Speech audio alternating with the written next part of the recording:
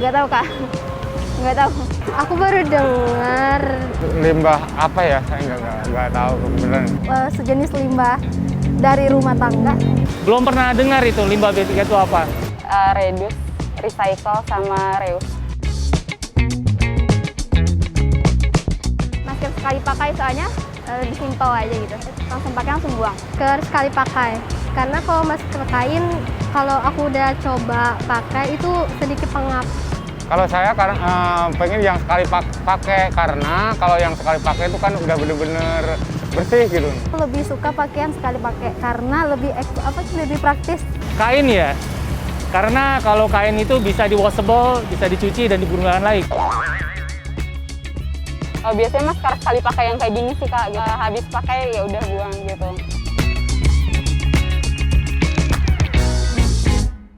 Nggak tahu, kurang tahu deh. Bisa, tapi cukup lama, bisa bertahun-tahun. 3-6 bulan. Tidak akan terurai 100%. 20-50 tahun kali ya. Bagus, lebih bagus pakai masker kain ya. Baru tahu. Kaget. Kaget, betul-betul kaget. Tapi karena kebiasaan ya, Kak, untuk mengubahnya gitu loh. Yang baru saja Anda saksikan adalah kumpulan pendapat dari sebagian orang tentang masker dan limbah masker. Yang bisa jadi Anda juga memiliki pendapat serupa. Yang mana? Ya, sebuah ironi memang. Di saat jutaan orang telah kembali bekerja dan melakukan aktivitas lain secara tatap muka, berkebiasaan baru memakai masker setiap harinya. Tapi tanpa sadar, hal ini justru menjadi ancaman anyar untuk lingkungan.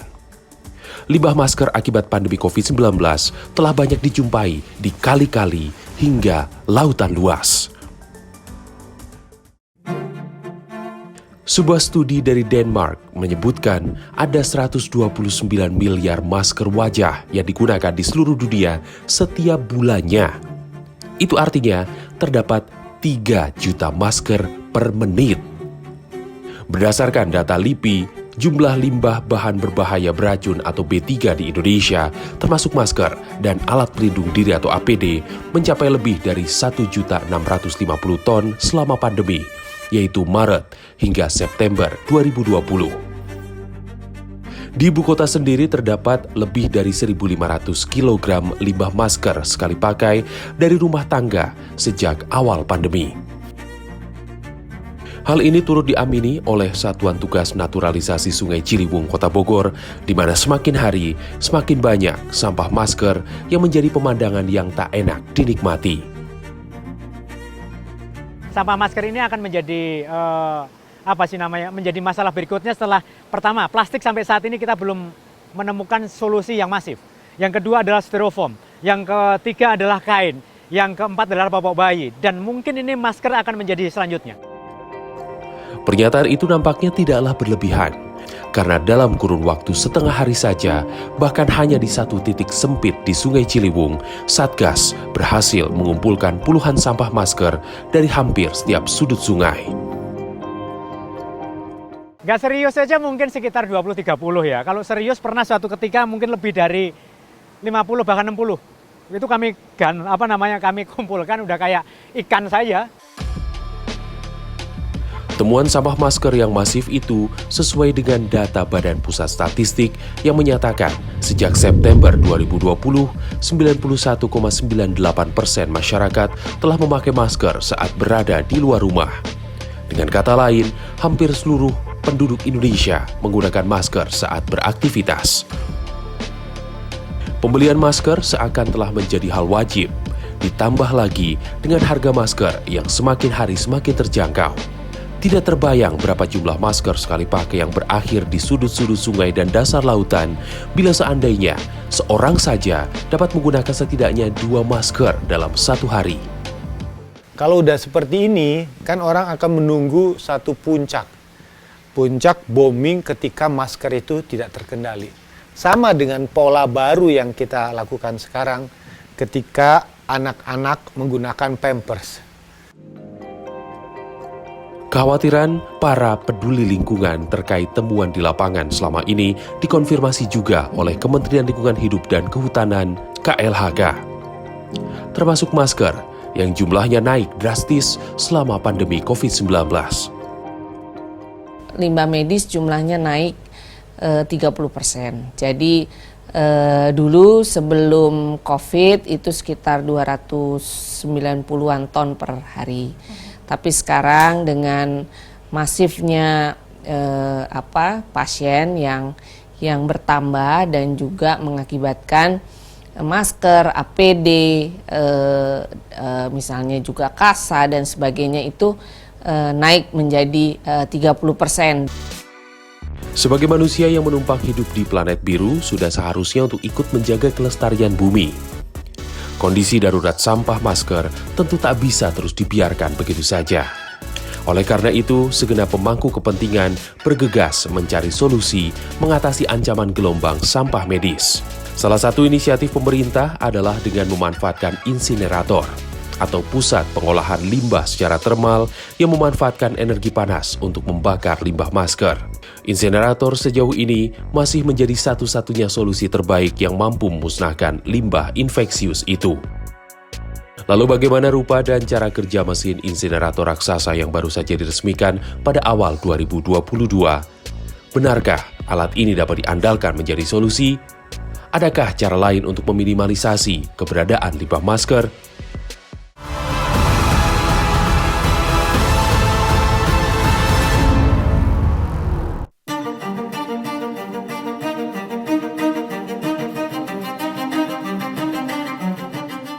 Volume sampah masker yang tergolong limbah bahan berbahaya, beracun atau B3 menjadi tantangan baru bagi pengelolaan sampah di Indonesia. Harus diakui, masih banyak limbah B3 yang belum diolah sebagaimana mestinya, menjadi limbah B3 yang sampai ke tempat pembuangan umum layaknya sampah rumah tangga biasa. Limbah B3 yang dibakar di tempat terbuka atau dengan peralatan ala kadarnya justru menimbulkan bahaya lain bagi lingkungan, yaitu tersebarnya polutan beracun, bahkan infeksi penyakit. Oleh karena itu, sangat dibutuhkan teknologi yang mampu menjadi solusi menangani limbah masker serta B3 lainnya secara masif dan efisien. Teknologi yang dimaksud ada pada sebuah mesin bernama insinerator. Inilah insinerator terbesar di Asia Tenggara yang berlokasi di Indonesia. Insinerator diawasi oleh Kementerian Lingkungan Hidup dan Kehutanan RI, dimiliki oleh PT Prasada Pamunah Limbah Industri atau PPLI. 5% saham perusahaan juga dipegang oleh KLHK.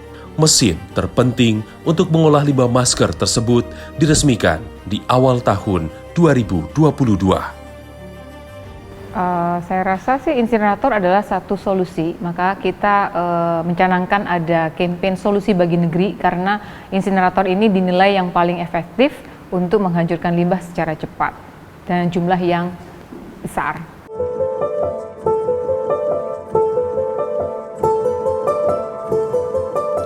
Insinerasi adalah proses pengolahan limbah secara termal yang memanfaatkan energi panas untuk membakar limbah. Proses ini tidak hanya mampu membakar limbah masker dan limbah B3 lainnya, namun juga melahap sisa-sisa gas buang yang berbahaya bagi lingkungan. Proses pembakaran ini dilakukan secara terkendali pada suhu tinggi dalam suatu alat tertutup yang disebut insinerator.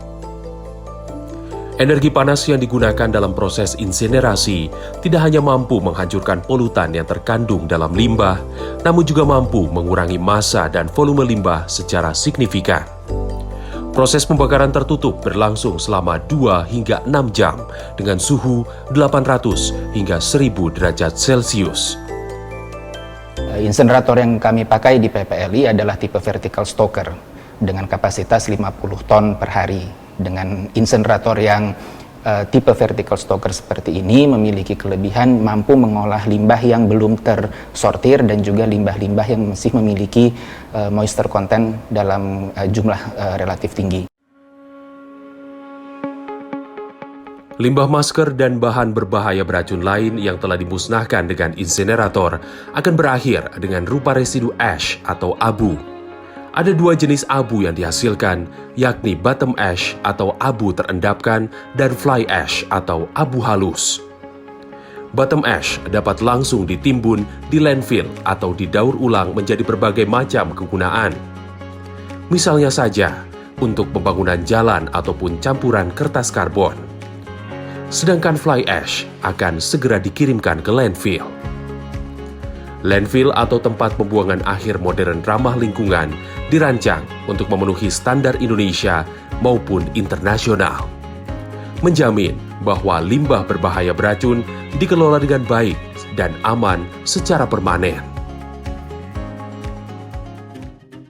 Teknologi ini juga memiliki efek samping, yakni menghasilkan emisi udara yang kurang baik apabila tidak dirancang dengan seksama. Namun hal ini nyatanya tidak dibiarkan begitu saja karena peralatan, laboratorium, dan sistem pengendalian emisi rutin dilakukan. Di antaranya adalah penggunaan amonia atau urea untuk pengendalian nitrogen oksida pada gas buang yang dihasilkan. Penggunaan lime activated carbon untuk memastikan polutan seperti sulfur, hidrogen sulfida, larutan akuatik dari asam klorida, serta logam berat dapat memenuhi baku mutu yang ada. Pemilik insinerator menggunakan sistem monitoring emisi berkelanjutan atau CEMS yang dapat memantau parameter gas buang secara lengkap. Sistem ini merupakan yang pertama dan satu-satunya di Indonesia saat ini. Segala kelengkapan itu telah memenuhi persyaratan emisi yang terketat sekalipun seperti persyaratan emisi Uni Eropa.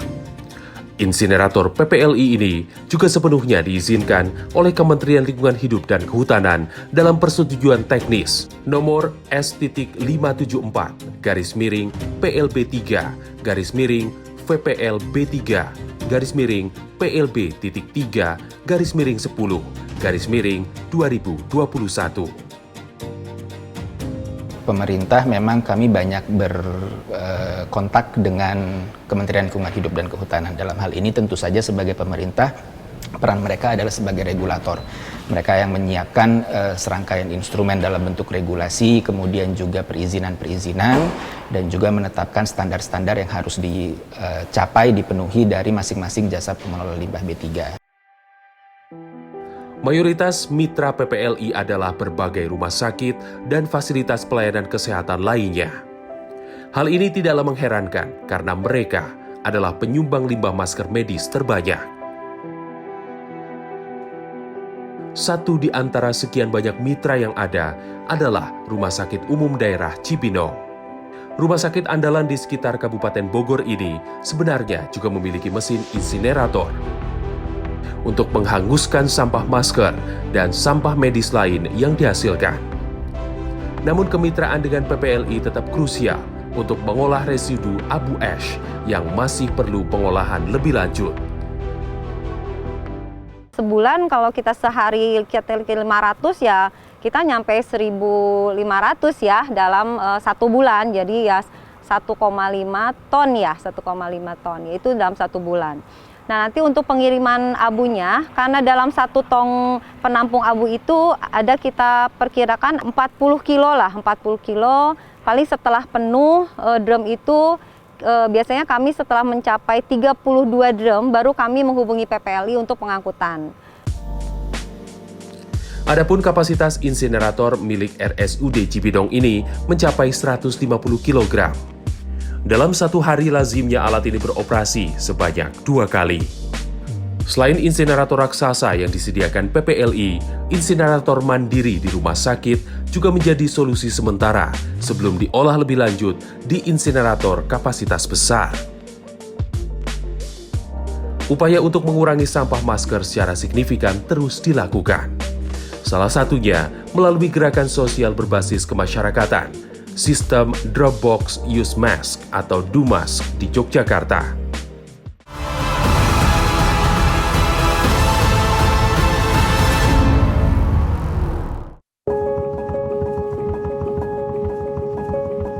Masker benda primadona saat pandemi. Aksesori penutup hidung dan mulut yang mampu menekan potensi tertularnya manusia dari virus corona. Tak berlebihan nampaknya jika masker disebut sebagai salah satu penyelamat jiwa. Karena semakin banyak warga yang memakai masker, apalagi jenis sekali pakai, semakin minim pula potensi manusia terpapar COVID-19. Tapi semua hal yang semakin banyak, terlalu banyak, tidaklah baik. Ya, itulah yang alam katakan. Limbah masker yang jumlahnya sangat masif menjadi potensi petaka baru yang mengintai berikutnya jika dibiarkan begitu saja.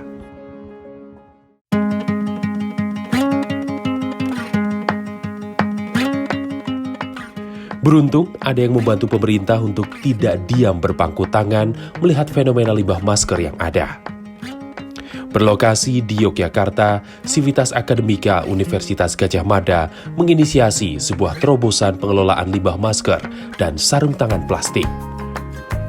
Tak sendiri, mereka juga turut mengajak rekan sejawat dari Institut Teknologi Bandung dan Universitas Negeri Semarang. Inovasi ini tidak hanya berhenti pada pengelolaan limbah masker, namun terciptanya sebuah sistem bernama DoMask atau Dropbox Use Mask.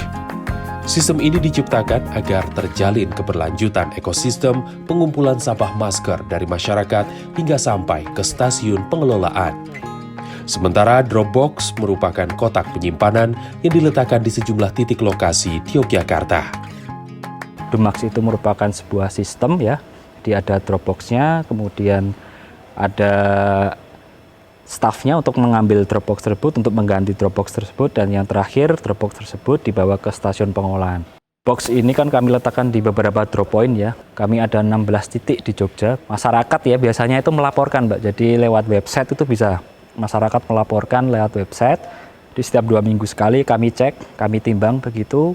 Kalau misalnya rusak kami ganti, kalau misalnya penuh juga kami ganti. Terus yang penuh sama yang rusak kami bawa ke sini, kemudian kita olah. Bahkan saking antusias dan memiliki semangat yang sama, tidak jarang masyarakat luar Jogja pun di luar Pulau Jawa berinisiatif mengirimkan sampah masker. Mereka bisa tahu karena tim Dumas cukup aktif melakukan kampanye di sosial media. Pengiriman juga telah menerapkan prosedur yang benar sehingga tak membahayakan. Titik kumpul untuk menampung limbah masker diantaranya berlokasi di gerai ataupun toko, bulk store Vertere ini misalnya. Gerai penyedia beragam jenis barang kebutuhan dari bahan ramah lingkungan ini menjadi salah satu partner DoMask. Toko barang ramah lingkungan ini menjadikan gerainya salah satu titik drop point agar masyarakat dapat membuang masker di tempat yang tepat. Penuhnya tuh cepet banget, kayak mungkin aku kalau ngisi tuh selalu kepenuhan saking kayak emang aku belum beli yang baru tuh udah ada masker baru lagi gitu loh. Itu mungkin kayak 3 box DoMask tuh mungkin sebulan aja udah penuh banget. Jadi kayak nggak nyampe sebulan, mungkin 3 mingguan gitu. Karena orang sekali nge-store kan nggak mungkin 1 lembar masker kan, tapi kayak udah berbulan-bulan dia simpen gitu. Januari 2022. Untuk kali pertama, Tiffany meletakkan Dropbox DoMask di tokonya. 4 bulan sejak saat itu, ia telah menyetorkan lebih dari 15 box atau sekitar 30 kg sampah masker dari warga. Melihat keseriusan DoMask dalam mengatasi masalah pencemaran limbah masker serta dampak baik yang diciptakan, nyatanya turut menggugah masyarakat untuk ikut berperan. Sebenarnya pengen kesini itu karena tahu ya kalau dulu tuh ada yang isu-isu kalau sampah masker itu kayak di recycle, bukan di recycle apa di resell gitu loh, kayak udah bekas tapi habis itu dijual lagi. Nah biar itu nggak biar nggak kejadian kayak gitu kan harus ada yang ngurusin ya. Nah itu saya milihnya ke DoMask gitu. Apalagi dengan adanya pandemi itu tadi masker menjadi menumpuk, menjadi salah satu solusi. Dengan adanya DoMask dengan beberapa titik yang ada di Jogja, aku pikir itu sangat-sangat membantu bagi masyarakat untuk membuang atau menyalurkan maskernya supaya tidak terbuang sia-sia, itu aja sih. Kalau mungkin quantity aja kali ya, karena aku kan setiap 5 jam aku reapply Terus mungkin dalam sehari itu kan aku kerja di 8 jam, berarti aku itu 2 kali dalam sehari.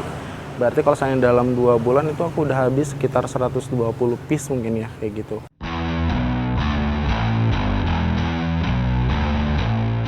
Masker-masker yang telah dikumpulkan dari drop point kemudian diangkut menuju tempat pengolahan yang disebut Rindu atau Rumah Inovasi Daur Ulang UGM. Pertama, masker akan dicuci terlebih dahulu, kemudian dipilah berdasarkan warnanya.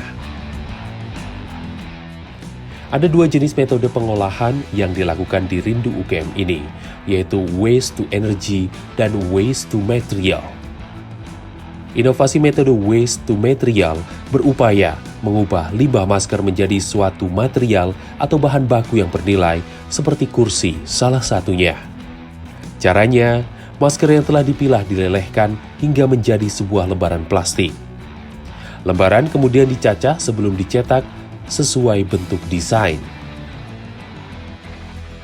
Serpihan masker yang kini berbentuk plastik ini kemudian dipres dan dipanaskan dalam sebuah cetakan hingga menjadi plat untuk dudukan kursi.